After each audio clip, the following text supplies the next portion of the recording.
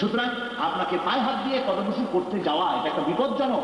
আপনি যখন কদমবুসি করতে যাবেন মাথাটা নিচু হয়ে যায়, আর মাথা নিচু কেবল আল্লাহর সামনেই হতে পারে। মাথা নিচু করে যদি কদমবুসি করতে যান সেজদা হয়ে গেল। আর যাকে করতেছেন সে যদি রাজি থাকে, খুশি থাকে, সে যদি বাধা না দেয়, তাহলে দুইজন সমান পাপী হয়ে যাবে আল্লাহর দরবারে। এমন কাজ থেকে সতর্ক থাকা উচিত। পীর হোক, মরনা হোক, প্রশ্নই ওঠে না তার পায়ে হাত দিয়ে। হাত দেওয়ার প্রশ্নটাকে আপনি সালাম করুন, এটাই সুন্নত। সালাম দেন, মুসাফা করেন। আসলে কি কদমে চুমা দেওয়া শিরক? সেজদা দেওয়া শিরক। সেজদা দাও কি? আল্লাহ তা পৃথিবীর কাউকে সেজদা দেওয়া যাবে না, হারাম, শিরক। কিন্তু কদম বুসি করা, কদম মানে পা, বুসি মানে চুমা। সহিহ মুসলিমের হাদিস খোলেন, আপনি পেয়ে যাবেন। ইবনে মাজার হাদিস, তিরমিজির হাদিস। মান কব্বালা, মান যে বাজারা, কব্বালা ভালো করে শোনেন, কব্বালা যে চুমু দিল।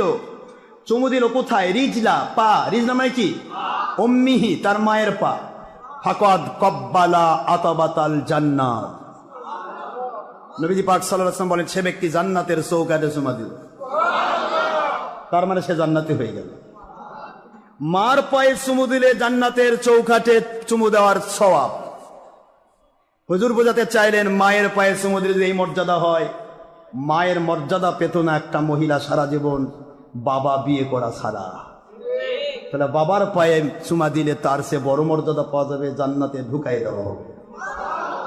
আবার মার বাবাও যেই ভুলে যাবে, ইয়াউমা ইয়াফিরুল মারউ মিন আখিহি ওয়া উম্মিহি ওয়া আবিহি, এক কথায় কোরআনের ভাষায়, যেখানে মা বাবা সবাই ভুলে যাবে, সেই কবর থেকে হাসর পর্যন্ত হক্কানি উলিল আমর ওলিয়া উলিয়া ভুলবে না। আল মারউ মা'a মান আহাব্বা, পৃথিবীতে যার সাথে যার মহব্বত তার সাথে তার হাসর হবে।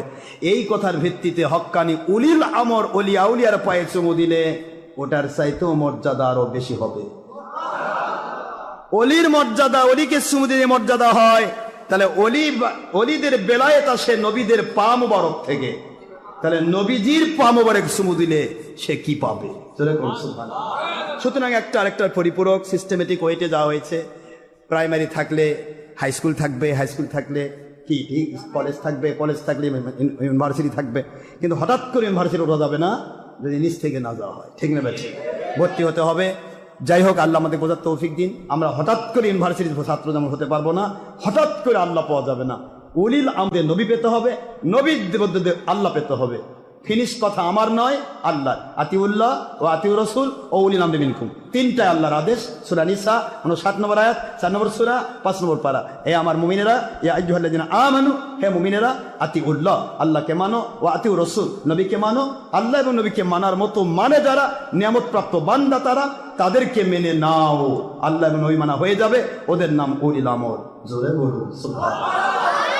সুতরাং আল্লাহ পাক আমাদের সবাইকে বোঝার তৌফিক দিন। আমরা এখন নামাজ পড়বে যাব। সবাই আমরা যা শুনেছি এর উপরে আমল করার তৌফিক আল্লাহ দান করুন সবাই, আমিন। ওমা আলাইনা ইল্লাল বালাগুল মুবিন। হাযা মা ইনদা মান ফাতমা ইনদাল্লাহি ওয়া রাসূলিহি সাল্লাল্লাহু আলাইহি ওয়াসাল্লাম। সুবহানাকা আল্লাহুম্মা ওয়া বিহামদিকা আশহাদু আল লা ইলাহা ইল্লা আনতা আস্তাগফিরুকা ওয়া আতুবু ইলাইকা। আসসালামু আলাইকুম ওয়া রাহমাতুল্লাহি ওয়া বারাকাতুহু।